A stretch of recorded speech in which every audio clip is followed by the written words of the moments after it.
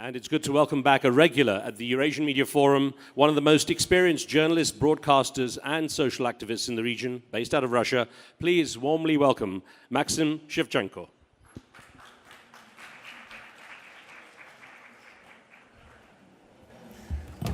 Здравствуйте, дорогие друзья. Hello, dear friends. Glad to greet you here. And we're opening our session. It is my understanding that the questions that the journalists would ask in blogosphere, in the free space of communication, what's the and the ratio of traditional journalism and blogosphere, it's one of the relevant, one of the fire-breathing topics in this world and in this forum. In fact, traditional media are being opposed to blogosphere to the traditional media. But maybe we're not formulating things right, maybe failing to send something, maybe we're not naming things what they are. For instance, I believe that this theme requires a very serious discussion.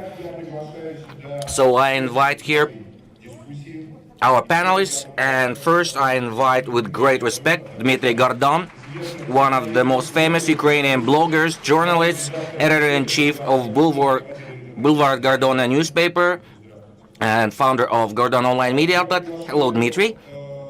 I invite Miguel Lopez, government relations specialist, social strategist in developing breakthrough projects, member of international data management strategy team of EECJS Mexico. Daniyar Ashimbayev, editor-in-chief of Kazakhstan biographical encyclopedia, politologist. Tutta Larsen, our dear Tutta Larsen, icon for all of us, TV and radio anchor, founder of TuttaTV, subjective television, Russia. Marat Oralgazin, showman, actor, and screenwriter, Kazakhstan. Вот вы знаете, You know, friends, before every one of you will speak, you have prepared very thoroughly, as bloggers normally do. You probably visited libraries, went into archives, prepared your speeches, as we bloggers tend to do, had it agreed, I don't know who, with maybe some boss of you, or at least an internal boss of yourselves. But the main question, when people say conventional or traditional media and not conventional, so it's what, tradition? It's a matter of tradition. Yes, there was one tradition and then there's another one. Or am I wrong? Or really, are there any principal differences? Dmitry, let's start with you. You, in fact, are one of the brightest journalists of the post-Soviet arena. You are at the same time also a known blogger and a known journalist from the world of traditional media. What is this for you, this dualism? Is there a conflict in it, or is it just completely different spheres of journalism? Thank you. You know, 25 years ago, in 1995, I founded a newspaper, Boulevard Gordona, which for all these years, one of the mass important newspapers of Ukraine with circulation of 570,000 copies, and still published in the United States of America as a separate edition for the Russian-speaking community there. Then it seemed that the newspaper is everything. But in fact, we realized 7 or 8 years ago that newspaper is a carriage soon to be replaced by a train with a steam locomotive. And then we realized that we need to organize a site. We need to go to YouTube, to Facebook, to Instagram, and so on and so forth. And in these years, we formed the site Gordon, which today is one of the quoted, respected, and mass publications, not only of Ukraine, but for all Russian-speaking space. It's published in 2 languages. In this time, we've also entered the domain of YouTube and 2 of my main channels, Dmitry Gordon and Dmitry Gordon Hosts You, has over 150,000 subscribers, and some of the content there is watched sometimes by 12, 15, and more million people. Suffice it to say that an interview with Vladimir Zelensky, that became president of Ukraine in December. That's where he said that he's going to run for president. It was watched with all the sites and all other quotes and all the links, over 25 million people, more than the population of Kazakhstan. That shows about the unbelievable possibilities, opportunities, and the future of YouTube.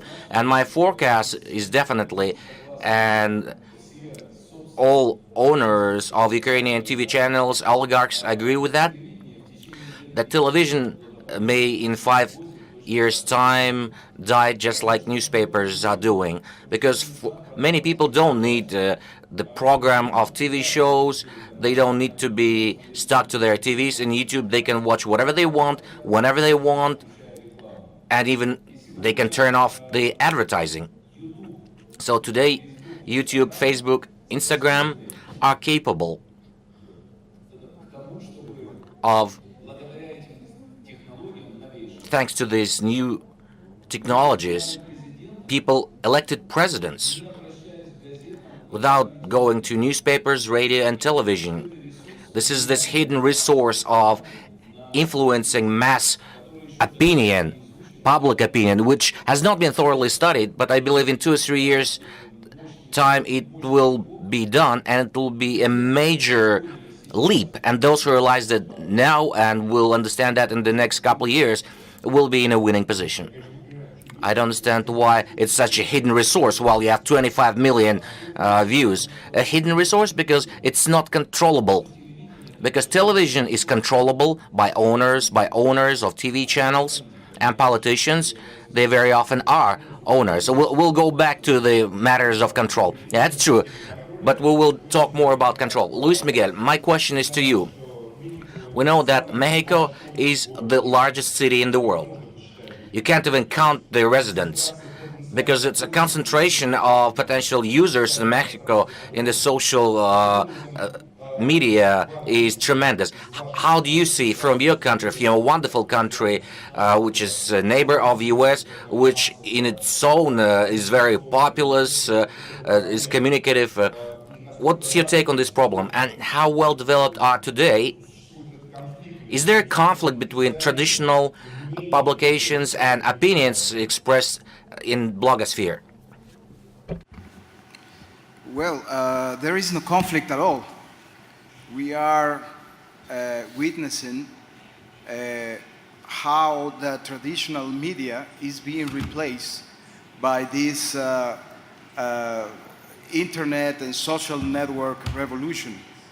I believe that the big and the strong will not survive. The ones that are going to survive this revolution are the ones that are able to adapt themselves to this new reality. In a company that I am partnered with, we have more than 22 bloggers with more than 20 million followers each one. And there are 2 that have more than 50 million followers. So what does it mean? It means that they reach far more people than any traditional broadcasting system, at least in Mexico. So what we are seeing is a revolution that is based on new technological advances. And it's going so fast that it's very difficult to keep on. For example, don't be surprised if I'm telling you that Facebook is dying. They are practically dying. Why? For so many reasons. Because the people that uses Facebook, they are over 40 years old. And the younger people, they don't want to watch a video that it lasts more than 40 seconds. So what kind of citizens we are going to have in the future if they don't want to be well informed on something? They cannot watch something, they cannot read something for more than a minute. So what kind of information are getting this society? So we had to cope with that. And in less than 10 years, the disruption of all that we are seeing now is already underway. And that's called artificial intelligence. It means that in the near future, every person will have its own content, tailor-made, but not necessarily a human blogger will give this information to every person. It means that we are going to be able to design the avatar or the image of the person that is going to give us the information that we need. For example, if I only care about soccer or basketball, that's all the information that will be delivered for me every day. And it means that I will not understand my surroundings, what my society is thinking or suffering. This is very interesting because it looks like we have a paradox. We are over-informed. We have so many information available, and the people's tendency as individuals is to get only the information they want. And normally, or is very usual, that these sources are not trustable. So where are they getting this information from?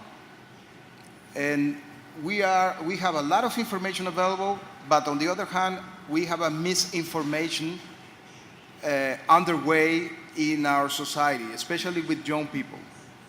So journalism, I think, can survive if they can adapt to this new reality. I don't see a conflict between bloggers and journalists. I think that journalists should become bloggers for special audiences. For example, there are bloggers that they only deliver information and talk about fashion. That's all right. And the audience their only interest is fashion. And so if the journalists right now, they start adapting themselves to what the people want and need, I think they're going to be very successful in the future. Хотя, конечно, возникает вопрос. Although a question immediately, you have a company with 20 bloggers, so 20 bloggers, are they bloggers or your staff journalists? We have 2 journalists, and the other ones are bloggers of different things, fashion, cuisine, jokes, whatever, comedy, anything. Daniyar, a question to you. You are editor-in-chief of an encyclopedia. An encyclopedia is something in essence is related to fact-checking. If an encyclopedia is to deliver information that hadn't been tested, then it's not an encyclopedia and no one will want that as an encyclopedia, right? So what's your take on this problem is especially important. Journalists continuously ask me and others, what does one do with facts? What do you do when bloggers don't check the facts that they inform of? I don't know whether that's good or not. When people meet, let's say in the market, and tell you, hey, have you heard there will be a war? No, I heard there will be no war. It's a normal human dialogue. Or is there a problem? And it's actually a claim against bloggers that they must, although they don't owe anyone rather than their viewers or readers, that they must text their facts. What's your take on this problem? Вы знаете, есть простой пример, да? There's a simple example. Just as with Wikipedia, practically everyone uses it. Everybody reads it, many download it, many edit, many add, contribute. A lot of people use, but there are very few people who actually contribute. Because you need to find the documents, links to the sources. So those requirements exist in Wikipedia. You need to really go into archives, you go into papers and really check the facts. And it's a widespread problem. The Wikipedia, periodically, you see censorship. When you try to edit an article there about someone known, you see there are a lot of people who refer to official requirements of Wikipedia and take it all out, and you get banned from using it for a few months. So the matter here is about reliability of blogosphere and the relation of traditional and unconventional media. Traditional media, their reputation is based on the presence that they have editors. Editor dome. People who are responsible for accurate information. Dmitry said that his media holding is now developing into blogosphere, but it grew from traditional media. Luis has bloggers basically working for him. Well, they work in the information company. There's, again, traditional journalists working. Now, about journalists becoming bloggers. Let's say there's Facebook. Everyone knows perfectly that the seemingly most popular network. On the other hand, stats speak against that. It's mostly political experts and journalists who are read. Outside of that network, that information simply doesn't exist. Population either studies other social media like ВКонтакте, Одноклассники and the likes, or mostly look to traditional media. In Kazakhstan right now, television is #1, and the chances that social media would remove it from the pedestal are very slim. Now, reliability and fact-checking is a key factor here. If the user wants to get the information, whoever they consider to be their icon, no one can stop you from doing that. It's clear that people would first go to social media to advocate their opinions, but with those opinions, there will be their culinary preferences, their childhood memories, and so on. But if the user has someone they would like to follow, some icon of theirs, you can't stop individual from following him. Social media growing, expanding, and national governments or some categories of citizens don't get to regulate that. Well, owners more or less have. Well, Facebook, ВКонтакте, others have some regulation authority, and they get to enforce. And what Luis said, that it's the user now that regulates the information they get. I would disagree. Social media, first of all, is business. It's a business that is paid by advertising, first of all. And no matter how you regulate your information flow, there will still be advertising that the owner of the company and their clients would stick into your newsline. So you seemingly have control. You don't have full control. It will at least be interrupted by marketing and politics and advertising. So you cannot say that you fully get to control what you consume. It's hard to say. If you want to read about soccer, but there will be also other stuff thrown at you. Children at 2 years now, how to use YouTube, how to skip ads. When advertising is built into content, video bloggers of children, cartoons. So you can't really say that you fully control your consumption of content. On the other hand, practically everyone is a blogger these days, and the process of monetization is an absolute here. Let's say a person had become an Olympic champion. You'd think that this person should speak about healthy lifestyles and so on. But after 5 minutes of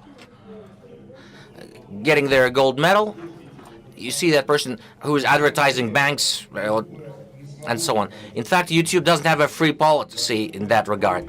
For instance, videos about Christchurch shootings in New Zealand that had seen a lot of views don't get monetized. YouTube doesn't monetize videos of discussion. It's not advocacy of violence. It's just to talk about what's happening in Syria with demonstration, even with original videos. YouTube does monetize those. So I don't think monetize as a free platform, which is not an absolutely free platform, for the possibility to monetize anything. There's a very strict, very selective policy that YouTube enforces, and it regulates even the topics. Let's say a talk on difficult political problems related to violence, even the word death. A video, death of Sergei Dorenko, didn't get monetized because of the word death. YouTube demands that you simply don't use that word. So there is censorship there. I wouldn't say it's an absolutely free space. And I would like to now move on to giving the floor to Tutta Larsen, who we love for many, many years, not because she's a journalist or a host, just because she's Tutta Larsen, because she's a beautiful and smart woman who can always great in talking. Thank you very much. Probably not all our participants know who I am. I'm sure everyone knows who you are. But in fact, I was a VJ for the MTV Russia in mid-90s. MTV was launched in Russia. That was a big explosion. Cultural and emotional, and the whole generation grew up together with me. And I should say that my career evolved in a rather interesting way, because I started as a TV and radio host, and then I moved to the internet, because my audience moved to the internet, because people whom I consider to be my audience, whom I've been talking to for about 20 years, and that's about 30, 40 plus, the age group, and they've changed their priorities and interests. So did I, if I was interested in youth subculture, music, fashion, extreme. Now I'm an adult woman. I have 3 kids, and I'm much more interested in the way the society is formed, how to find a place in that society for myself, for my kids, how to build my relations with my husband, and so on and so forth. And thanks good, my audience has the same interests and needs, and therefore my focus is motherhood, childhood, relations, and I couldn't find in the Russian modern TV a format that would enable me to talk about that in a very open way, without any bias, and truthfully, without any pressure and censorship, including commercial censorship as well, because there is no freedom in media. It's not even there on the internet. Let's be sincere and look at the truth. Because a video with a sneezing kitten will be always more popular than an investigative journalism piece. That's the way the viewer acts. And when I can see that on TV we have the triumph of the reality shows, when behind the window, behind the glass, the show started, it was something transformational, because at the Faculty of Journalism, what we're taught is that TV is not the reality. It's a way to interpret the reality. However, now we have a chance, not even through the log hole, but through the cameras, to be watching the lives of real people, and it's transforming for a real journalist who went to a journalism school, who was taught to work on the texts, on the stresses, on the style of the Russian language, because it takes 3 years of university to master the style of the Russian language, and I should say that now it's not that important in the blogosphere. What we can see that the most successful are those to whom this information is not a value. What's important and valuable to them is somewhat different, probably the lifestyle, maybe some sort of a dream of a pretty life that is covered by this or that blogger.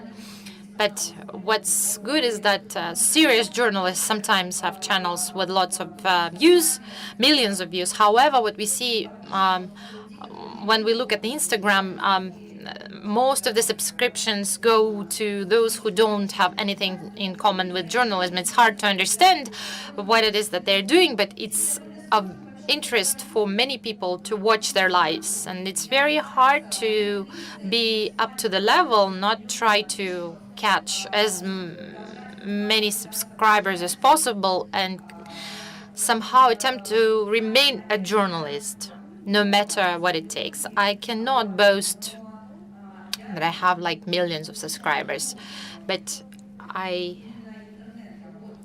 love working on the internet, working with my subscribers, viewers, and listeners, because it's very direct. That's what Miguel was talking about, because it's about segmentation, targeted audience, when you can directly talk to a targeted audience and talk about the things that are important to them. You don't have any strangers there. people who are there just randomly. You talk to the people who need you and who want the information that you are giving them, and you are getting good quality feedback from them. And this is a good way to monetize this, because you have some sort of credit of confidence on behalf of your audience.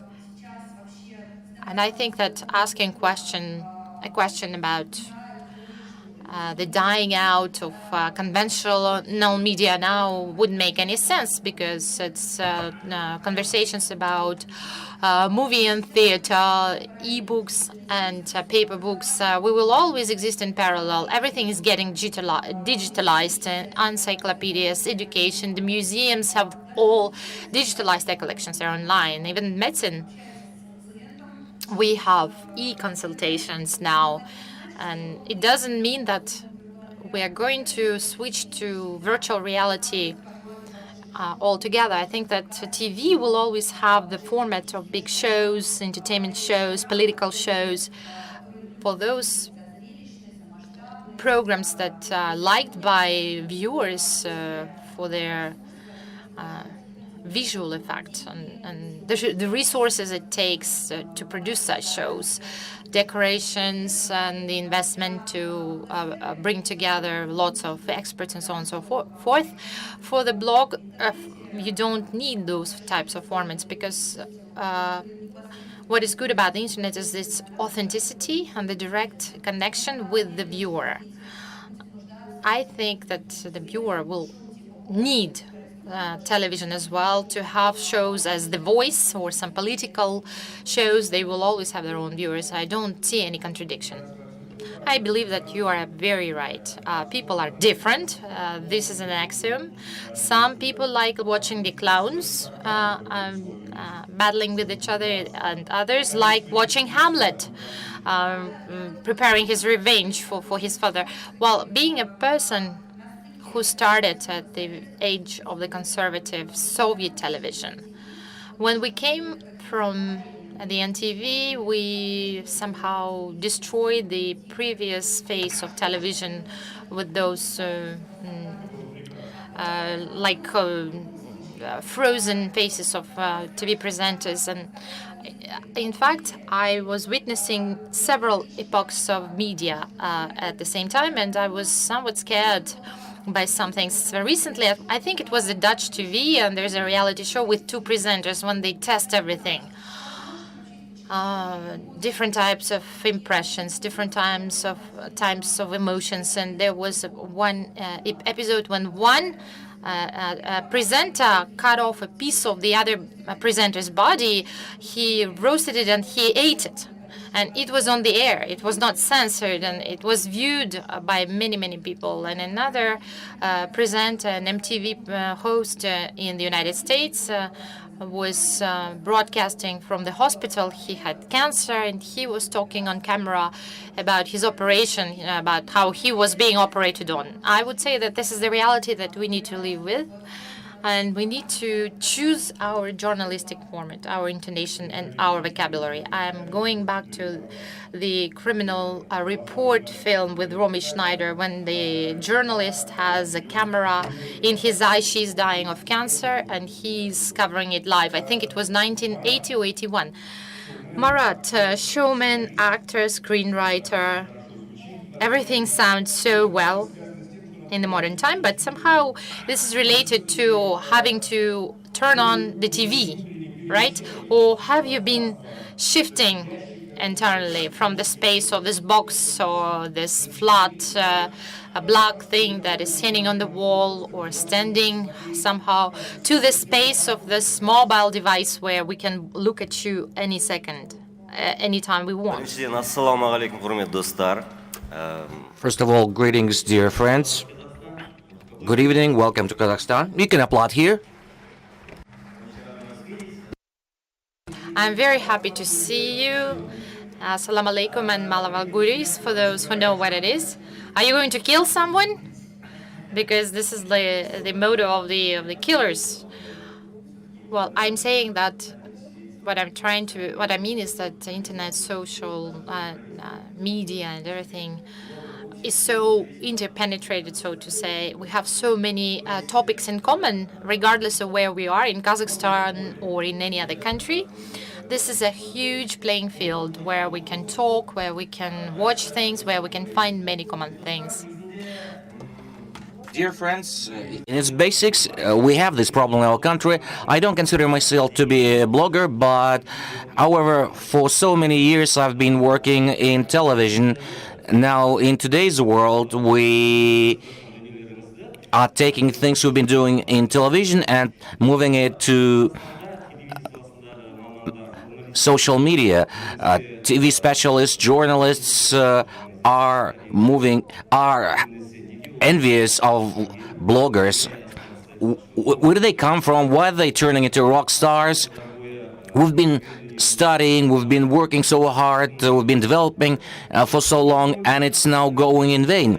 So I believe television has to adapt to the modern realities. Things that are being done on television, well, in television I do a lot. I do shows, I do series. So things that we do should not be done all on television, but it should be moved also to YouTube, to other social media. Try that. When we started uploading things to YouTube, our TV programs had become more popular. Also, the number of users on YouTube had grown. So television and YouTube, you can do content that will be in demand. Today, the main task for television in these realities is to not to fall behind. Keep up with the times. Don't work just for television. Most of the viewers are now in internet, so work both fronts and do beautiful, nice things.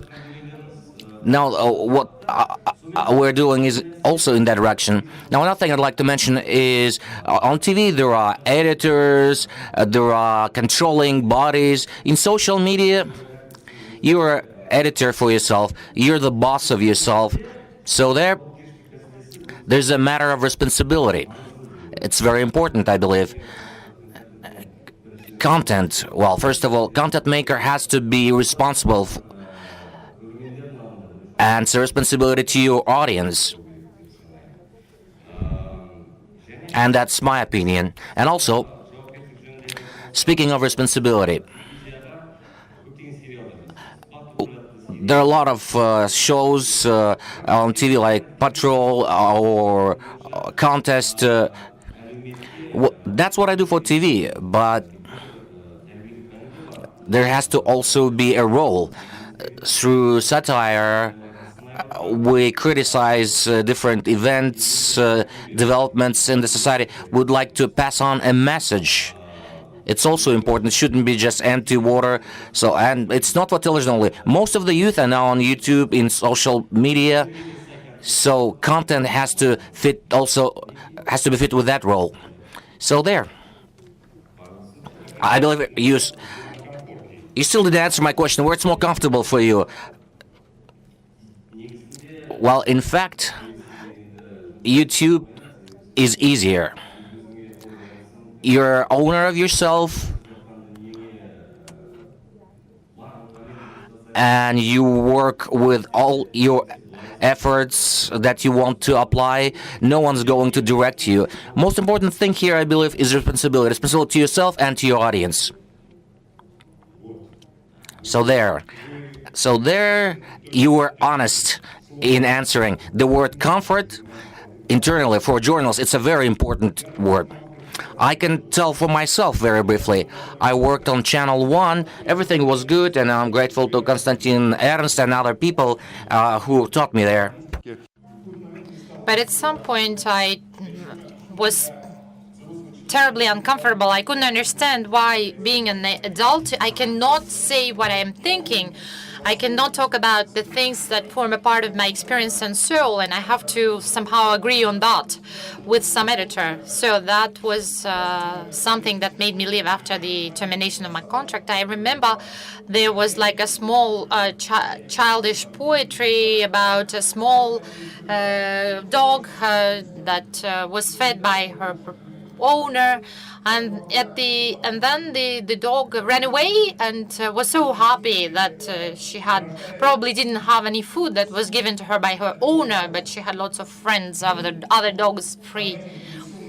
So that's probably the point of it. When we talk about conventional media, we imply the issue of control on the part of those who are responsible for the life of the society. Many of the states, many of the governments have not learned how to find common language with the independent people who switch to the independent domain. I do not, let me say, consider YouTube and Facebook free, because they block you should they consider, and we don't know who they are, that this is not right. And we could feel it in the context of the Russian-Ukrainian conflict, when on both sides people were complaining that the posts were blocked, and sometimes those posts didn't have anything of extremist or hatred related in general terms. Then the next question, Dmitry, I understand that in Ukraine the situation is rather liberal. However, all of the media belong to someone, to Kolomoisky, to Poroshenko, to Akhmetov, and to some other people. And are you on your own? I have a difficulty believing that in the Ukrainian environment you can be so popular and so famous, just like you, and not concert your actions with the powerful ones in the Ukrainian Game of Thrones. Well, you see, Maxim, I'm grateful to you for having characterized the things happening between Russia and Ukraine with the word war. Indeed, this is a war, and many do not even realize that, because there is a lot of propaganda. There is a very powerful propaganda machine, the Russian one, and I call it informational special task force. In fact, in Russia and Ukraine, many parts of the Russian society are zombied by this information propaganda machine. And in fact, this is why we're seeing what's happening now between Russia and Ukraine. As for independence, being in show business since my younger years, I started at the verge of the Gorbachev perestroika. That's when everything became possible, and the cooperation law provided that if you organize concerts of the prominent stars of Soviet singing, you can give 12 or 13% to the state, and then the rest can be divided between all of the participants of this process. In 1991, when I was 23, I had my first $1 million, and being successful in investing my money into real estate, I was able to acquire the most important thing for a journalist, which is independence. And when you have independence, when you do not depend on the oligarchs or of the channels, when sometimes or very often they depend on you and on your opinion, you can be honest. So without depending, in order not to be dependent on oligarchs, you need to become one, right? Well, not quite. It gives you an opportunity to be honest. And honesty is the most tradable currency. If you are providing truthful information about the events, if you are not trying to be liked by anyone, ni by the authorities, not by the oligarchs, if you remain yourself and you have something to say and you're not dependent financially, then that's the shortest path towards success. That's the way I formulate it for myself. However, the issue of finances is an important issue. It's one of the ways of control, because the financial flows could be stopped. When we established the Gordon sites, we hired young journalists and we said, you can write whatever you want. You need to comply with the standards of the world journalism. You should not lie. Anything they want. An interview with Zakharchenko could be possible, and you would publish it. Then you would publish an interview with the Donetsk National Republic fighters. Zakharchenko is a crimer, and those fighters are criminals as well. I will give you a charismatic and a very vivid example, so that you would understand what is the freedom of word of speech in Ukraine. Yosif Kobzon, who passed away, was my close friend for many years. For about 30 years, he was my master of ceremonies for many birthdays. We were friends. Our families were friends. He was the godfather of my daughter. When this war started, he occupied the position that you know of. And one of the journalists of the Gordon site, 22 years of age, a brilliant journalist who was, in fact, the winner of the television contest in Ukraine, he wrote a very brutal article about Kobzon's position on Donbass.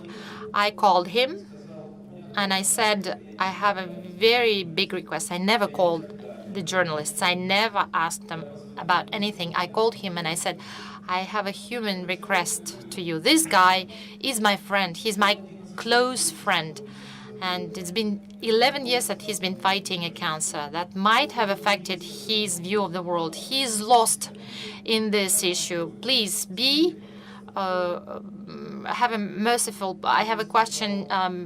Please withdraw this story. And he told me, aren't we an independent outlet? You are trying to dictate to me what it is that I need to do. I said, I am not trying to dictate. I'm just asking you as a human being, because if you happen to be in my shoes, you would understand that sometimes friendship is the most important thing. As the general says to a soldier, I don't order, I ask you. So he said, are you serious about asking me to withdraw the story? I said, yes, I do. He said, okay, and he quit. And I told him, good job, good job. He acted as a worthy person and citizen. But to me, in this case, friendship was the most important thing. It was more important than anything else. Well, Dmitry, it's not the time and the place to discuss standards. Now, I'm not a supporter of the current Russian regime, but your interview is aired on Echo, Moscow, and other outlets. My latest interview was aired in March for the last time. Then I was totally blocked. No, Channel 212 was the last one who tried to cover the other side. A journalist from Channel 112 was extracted by me from one of the basements when he was arrested in Slavinsk. Therefore, I think that that's a very acute and complicated subject. We'll probably discuss it privately at some point. We'll discuss it separately at some point. Now I would like to switch to the experience of Mr. Lopez.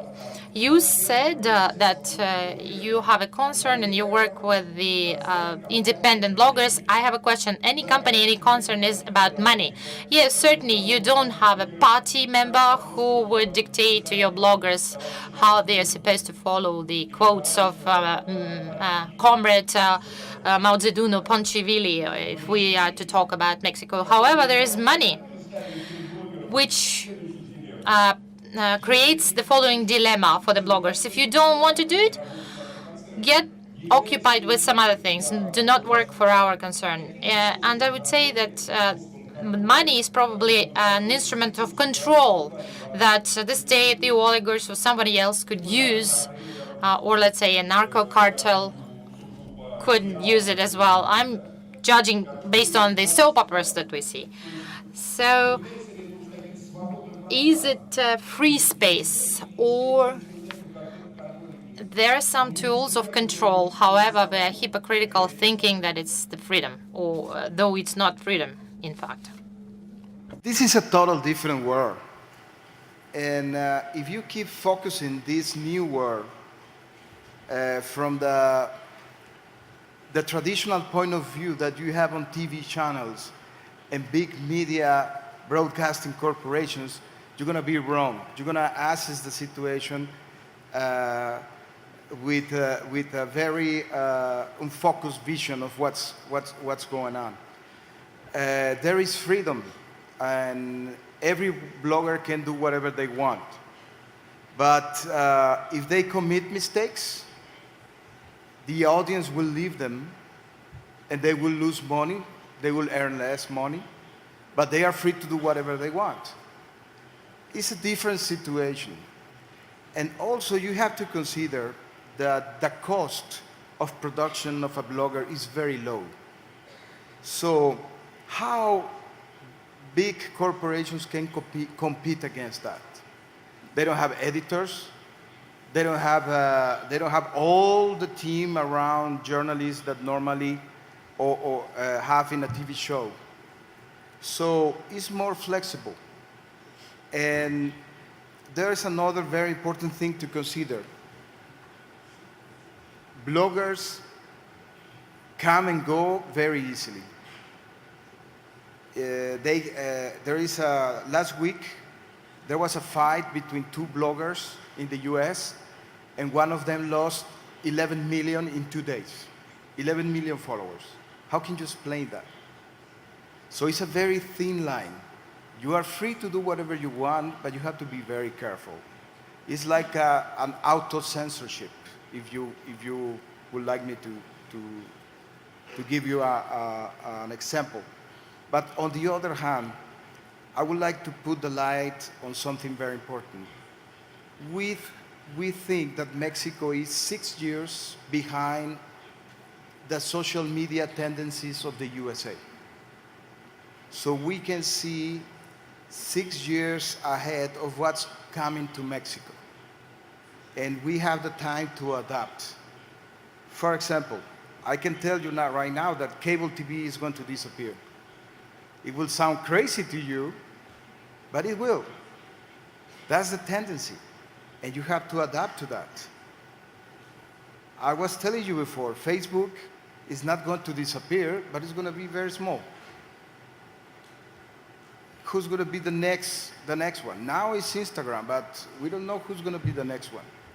So the thing is, you have to focus this revolution from a different point of view. Otherwise, you will not understand it. И с этой точки зрения... And from this point of view, I have a question to Daniyar. As we were talking about the change in the epoch, what we're looking now is that Google has stopped its relationships with Huawei, who is expanding globally in the Eurasian space. Don't we think that in a year or two, the world could be divided? If there is no Google, there is no YouTube. So we'll have an area of Huawei, an area of Apple, and the rest. So half of the world will have Google and YouTube, and half of the world will have something else. This expansion of carriers who license and limit the space, will it be some sort of a form of the intervention of the new form of totalitarian structure in the space of free communication, symbolized by YouTube, given all my comments that it's not totally free? Извините, если речь шла, да, вот только что, о такой ценности, как свобода. We've been talking about such values as freedom and honesty, but we understand that those things are extremely subjective. Even we were talking about Russia and Ukraine there. We have very respectful and smart people who come with very opposing positions. It's the line of the front line, or it's a wall, I would say. Similarly, with the post-Soviet space, we've seen that many times. It's about justice and freedom for one people, which turns into injustice for everyone, and therefore we can see that the borders get washed away, as we've seen with Russia, Ukraine, and so on and so forth. Although they share the same historical roots and values, but they're having a very strong conflict and getting destroyed by this conflict. The issue of control that you were talking about, I think, includes two stages. First, conventional media have a certain control of quality, and the editorial control from the legal point of view might take out some of the brutal expressions or phrases, quotations. Do you have conventional TV? Are you watching conventional media on TV? Yes, I do. In what kind of a setting? Well, I'm skipping when I'm bored. I'm skipping. I'm trying to look at various channels to zip it through the channels. Вопрос традиционных СМИ, да, он будет стоять всегда. Но вопрос контроля... I'm surfing the channels. Therefore, the situation with China and the US is about the need for many countries to have their national internet. In other words, to have control over their space. Even if there is some censorship, however, it's not in the hands of the national governments. The national internet, which means the internet controlled by a bunch of government officials. You think that the internet is not is a non-controlled entity. Social networks all have some sort of control. Even if there is no direct informational pressure, you can somehow influence them. We can have a lengthy discussion on that, and it probably doesn't make a lot of sense. However, the situation when the social media get spread out and the control belongs to the most likely opponent, then certainly it's about the controlling of smartphones, for instance, let's say. So now you're talking about the informational space in terms of war. For you, the war is underway, and the opponent is there, and it's a war for them. I'm looking at some of the Russian media, so I caught it there. We have a question from the audience to Tutta Larsen. Please, Yuri Nesterenko, Ukraine, Kazakhstan. It's not a question to Tutta, but now it's Tutta who is responding. We have some rules. We have our own control over this process. I have a question to the political rock stars, Maksim and Dmitry. I have a question with regards to the idea that is currently under discussion, given the reload of the power in Ukraine, the new president, and given that the Minsk arrangements do not work. So what do you think, Dmitry? And you, Maxim, do you think that Kazakhstan could become a new platform that would end this war between Russia and Ukraine? Well, as we are very negative about male chauvinism, I think this is a question to Tutta Larsen, who is one of the most colorful journalists in our country. Well, this is wonderful. You're switching this to me, though this is a political subject. I'm trying to stay away from it. I think that Dmitry is somewhat hypocritical, talking about special task force and propaganda. Propaganda is on both sides. I'm trying to pay attention to the lives of normal people who turned out to be devised. My father lives in Donetsk, and therefore I know this situation from the human side, from a point of view of a person who is in a very difficult situation. But I don't want to talk about that now. Talking about digital media, we certainly can say that there is no freedom. There's probably no censorship or editors, but there's some commercial censorship because it belongs to someone anyway, or political censorship. You can be banned for some uncareful word.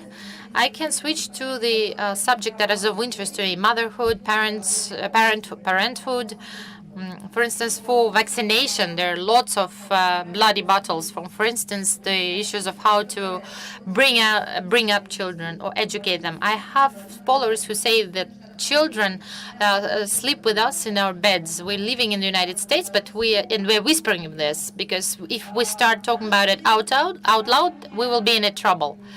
Our world is very polarized, and those are extreme poles.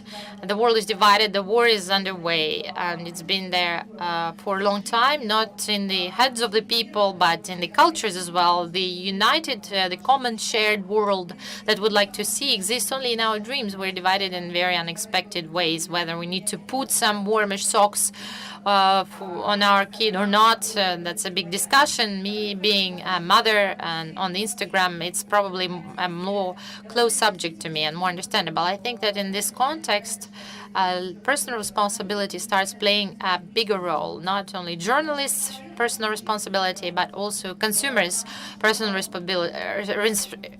responsibility, because people need to learn how to filter. Because this alleged freedom of speech is a gigantic manipulation of your opinion, of your money.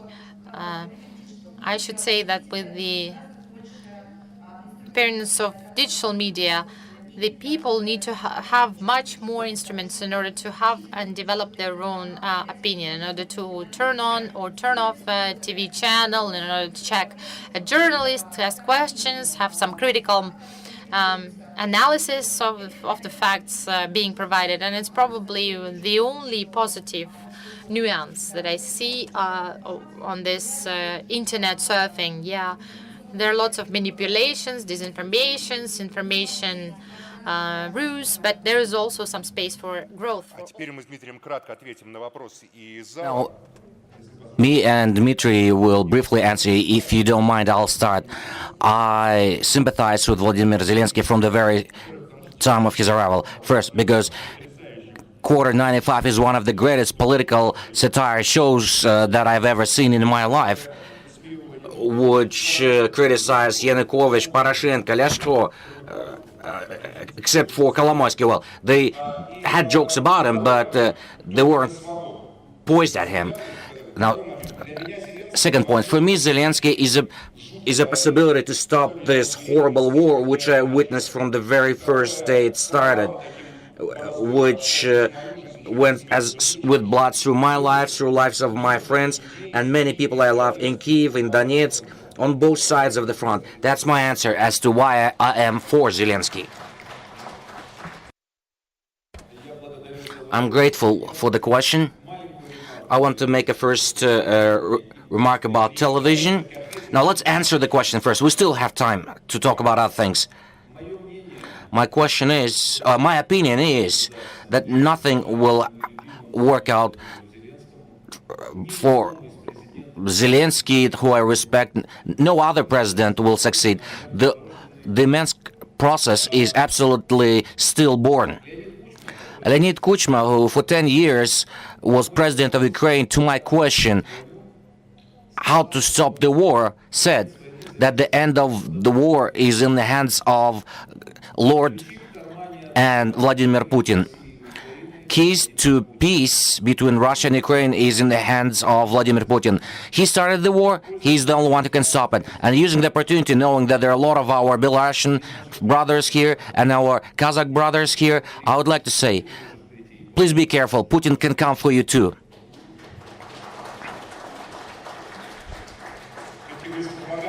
So you can't live with propaganda, huh?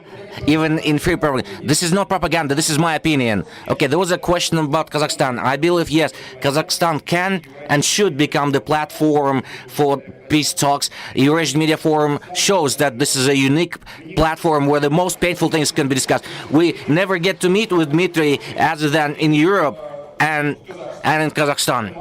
So, thank you very much, Kazakhstan. The president, for me, he's the president, Nursultan Abishan, to you, Dariga Nursultan, for the possibility to have this dialogue.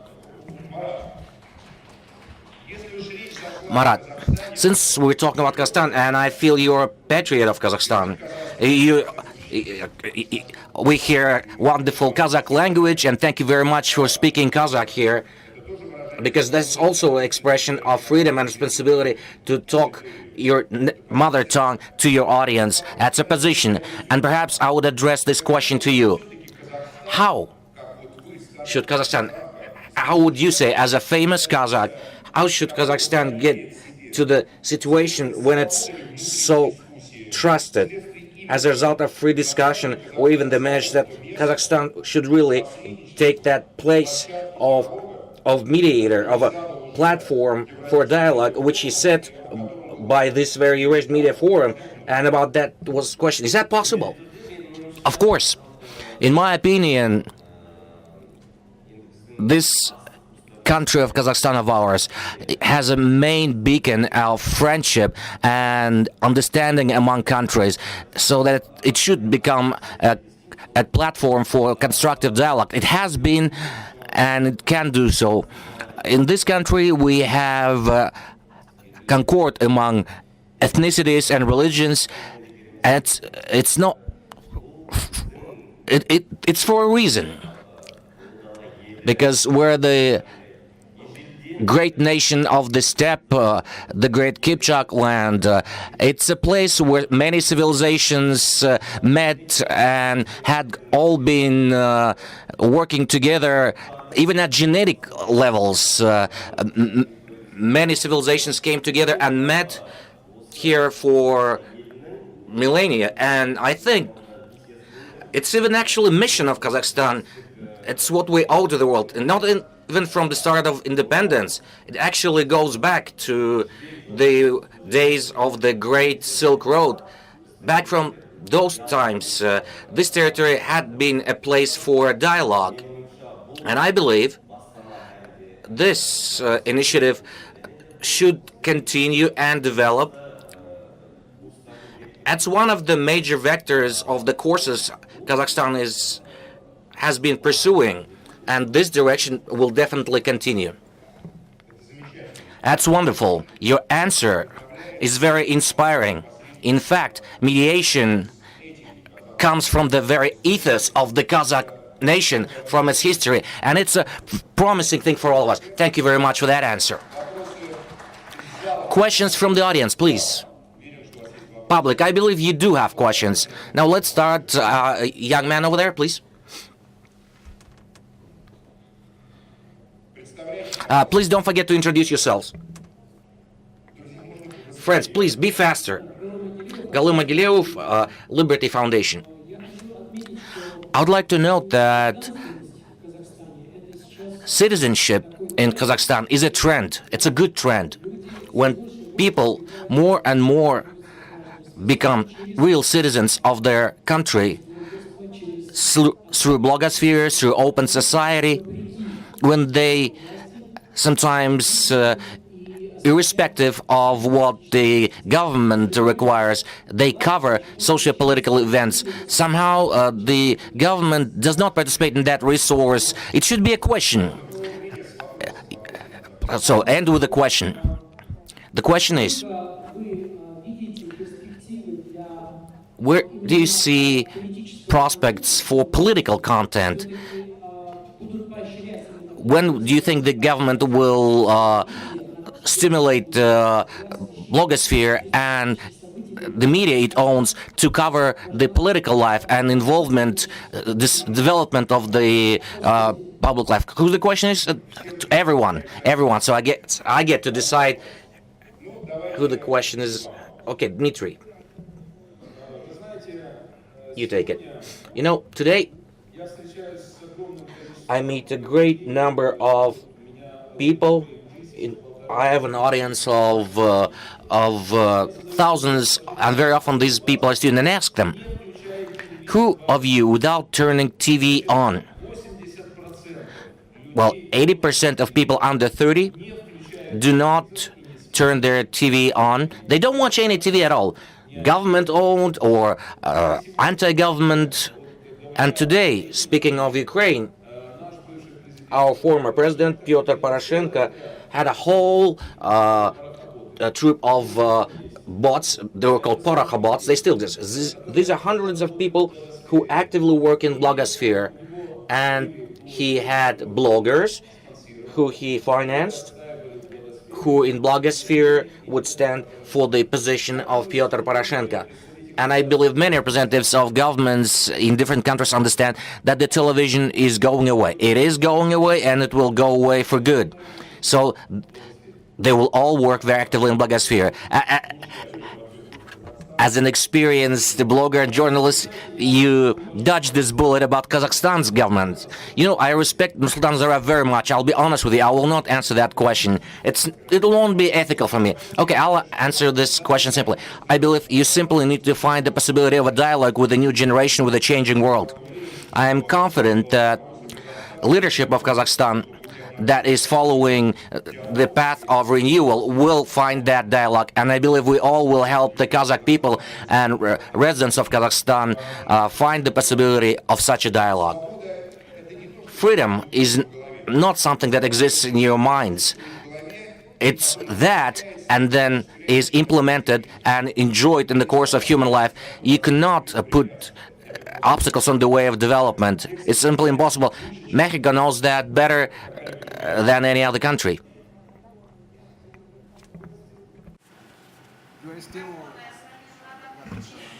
Дмитрий, отключите микрофон. Дмитрий. Дмитрий. Dmitry, please turn off your microphone so that microphone can be turned on. You are still thinking traditionally. Ну, конечно, да. Yeah, we do. I'm going to be very clear on this. There is no government in the world that can control the internet, not even China. That's one thing. The second thing is, there is no government that understands what people below 30 years of age thinks and wants. There is no government that can, for certain, address to the needs of Generation Z. This is very interesting because it's like globalization has standardized more or less the people below 30 years old. And they think totally different. Their interests are so complicated to understand, and you can address those interests and that mentality only with very specific messages. Because it's not just one way of thinking. It's a generation that has many different point of views about the same things, about their governments, about the music, about the culture, about politics. It's very difficult to understand. If we, as a generation over 3 years old, want to keep thinking and get all these new generation involved on what we think is important, we are wrong. We are totally wrong. So, Честно говоря, в этом нет... To be honest, no doubt about that. Technology is the main cause of this. And if you don't understand where technology is moving to, you will be left behind the new generations that in 20 years will govern this world. And I'm not talking only about Mexico, I'm talking all the countries in the world, most of the countries. So if you are still going around in circles like a fish in a fishbowl going anywhere, reality will surpass you anytime.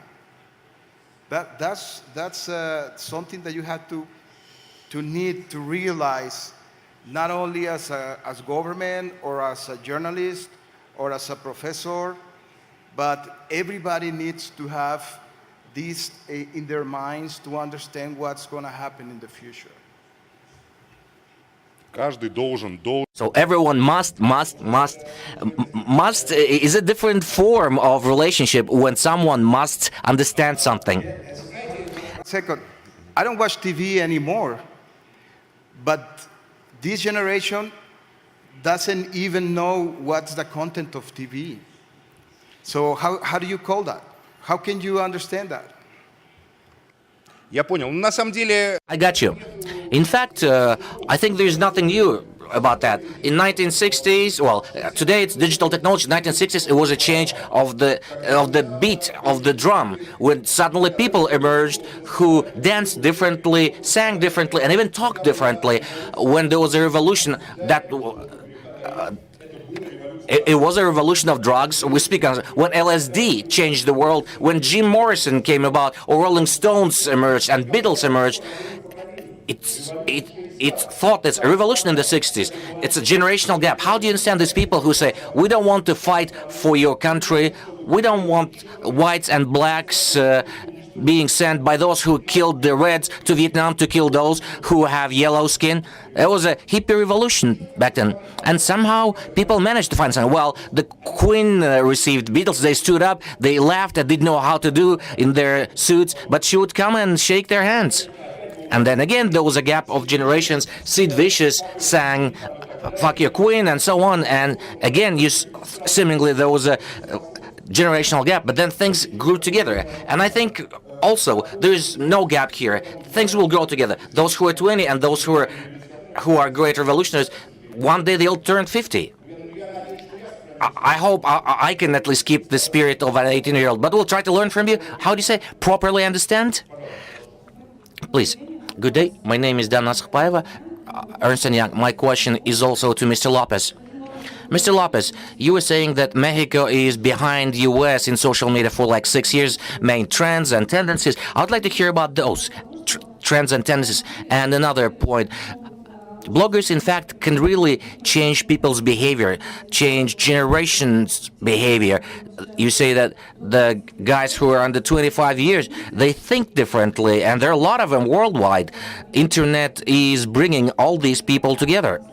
And in fact, it may be dangerous, there may be a threat. You know about behavioral economy. A blogger who had over 20, 30 million followers can influence of masses. And how should governments, or let's say how it's done in Mexico, how do you interact with bloggers in Mexico? Well, clearly, maybe paid advertising, that's one thing. But when people can really influence masses, when it may lead to some consequences that the governments won't like. In your opinion, should governments regulate the degree of influence of bloggers, behavior of generations? Thank you. Как интересно регулировать? Арестовывая блогеров? How would you regulate that? By arresting bloggers? What are the other ways of regulating it? Please. It's not regulated at all. And Я тоже не понимаю. you can see very nasty things sometimes. And you wonder yourself, why is anybody letting this to be on the internet? It's because nobody's regulated. You know, as long as you don't commit a crime, you will not be regulated. So you can express whatever you want on the internet as long as you don't break any law. That's for sure. But the truth is that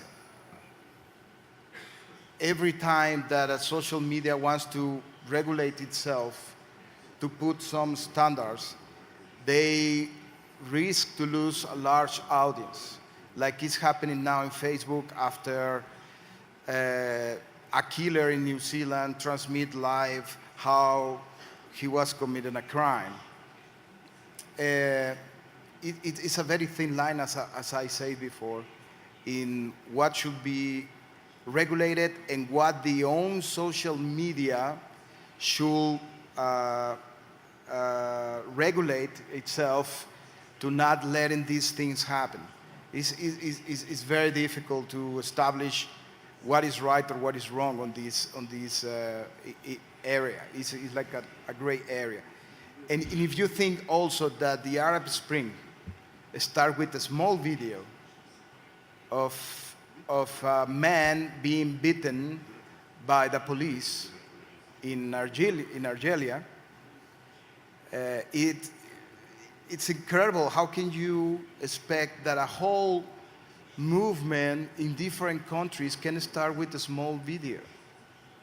So how can you restrict that? How can governments control that? I don't think it's possible.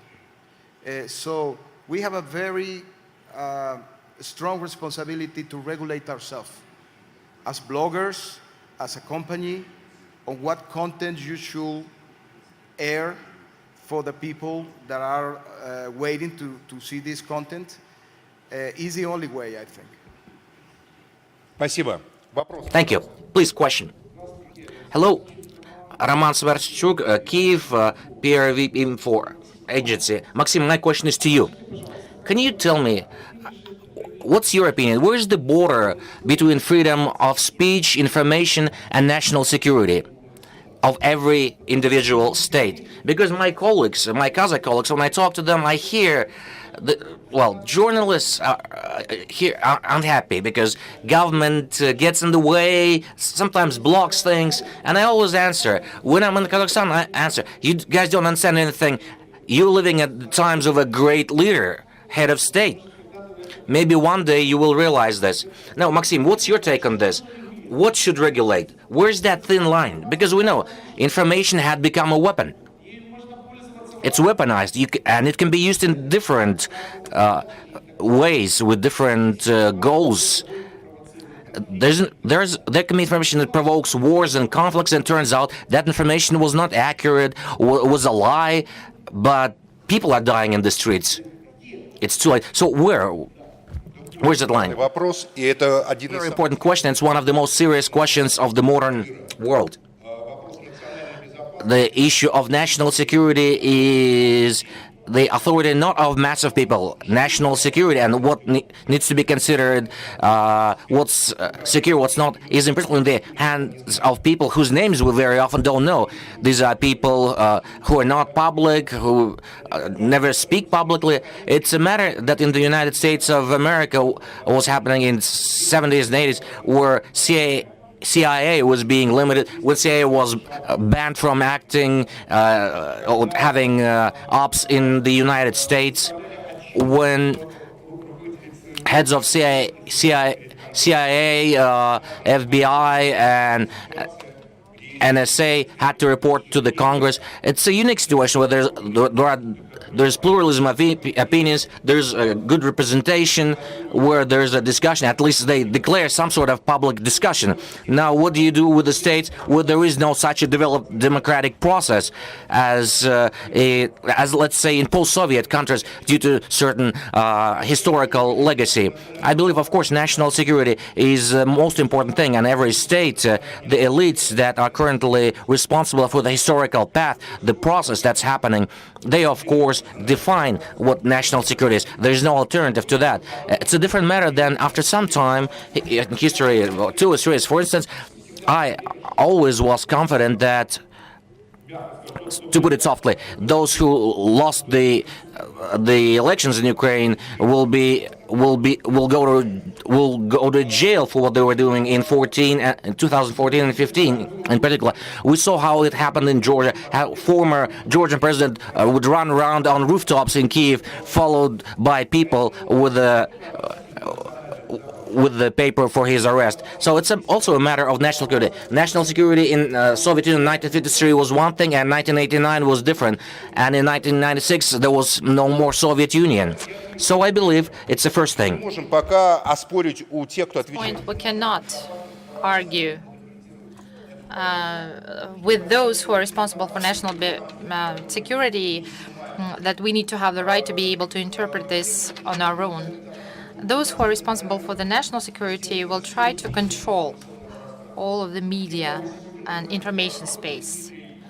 Those who were called, who you called someone who rigs things, were the patriots who were fighting against terrorism and other types of extremist aggressions back in old times. I think there is no alternative to a dialogue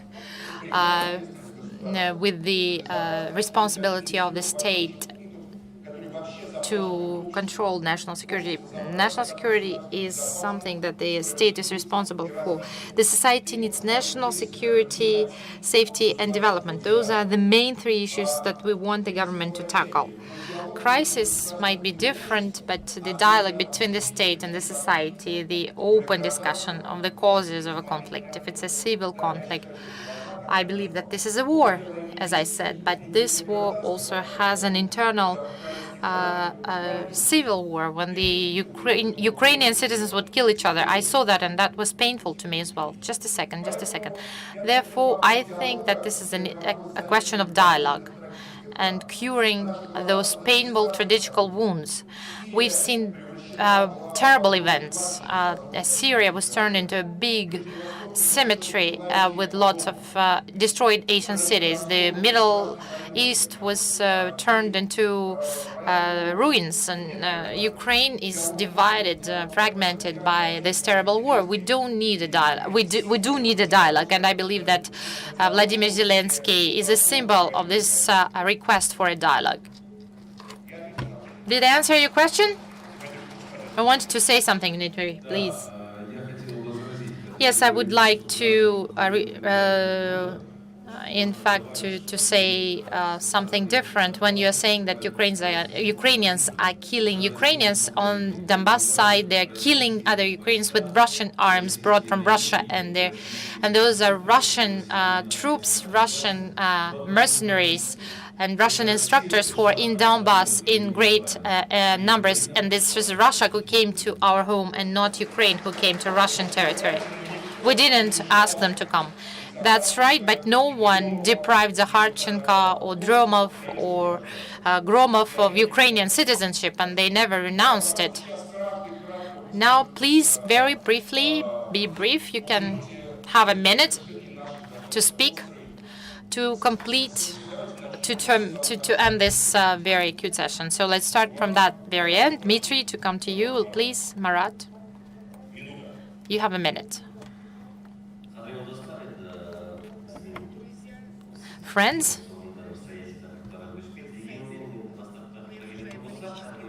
we are discussing the political issues. I think that in order to address this, yes, journalists play a big role. My friends understand that it's about influence. They have to be in line with the spirit of the time. They need to use those platforms. I think that blogging is developed in our country among youth, and they are bloggers. They can have their say, they can have their impact, and it's getting broader. I think that people outside of Kazakhstan are listening to our bloggers as well. I think that both of those sides need to be developed, not just the social media, but the conventional ones as well. As Maksim said, everyone needs to be responsible. Every person needs to be able to use not, as Maksim mentioned, the small black box television, but we need to probably get out of that black box and use the other mobile box.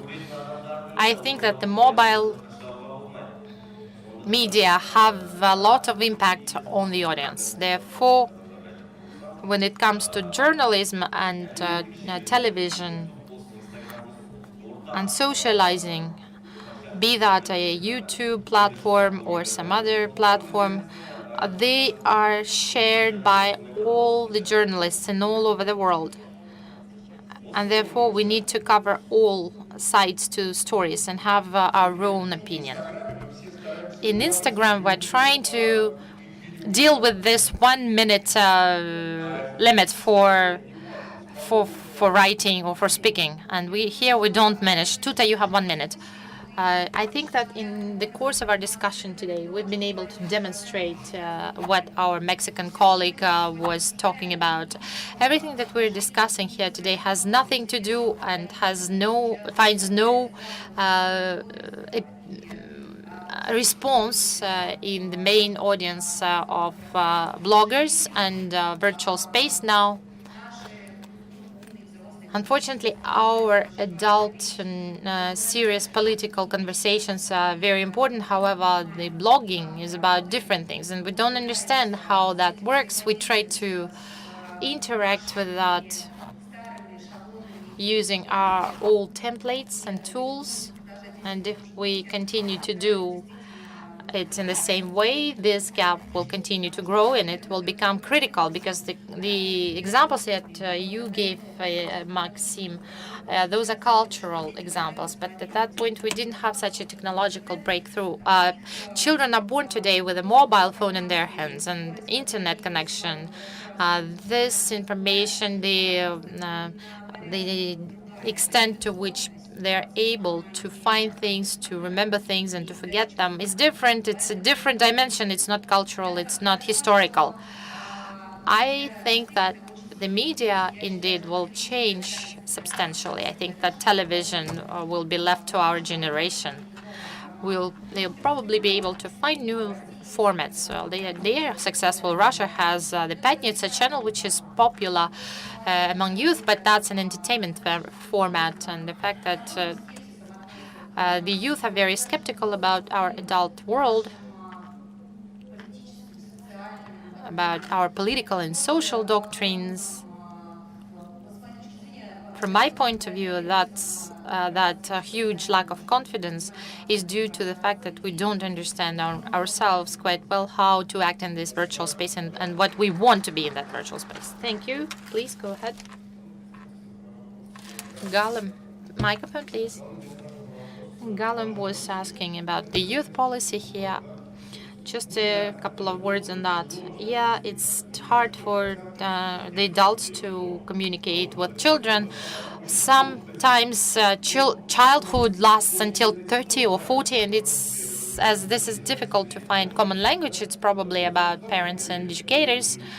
The functions of the regulator is to try to cut away propaganda that is harmful, such as drugs and things like that, alcohol.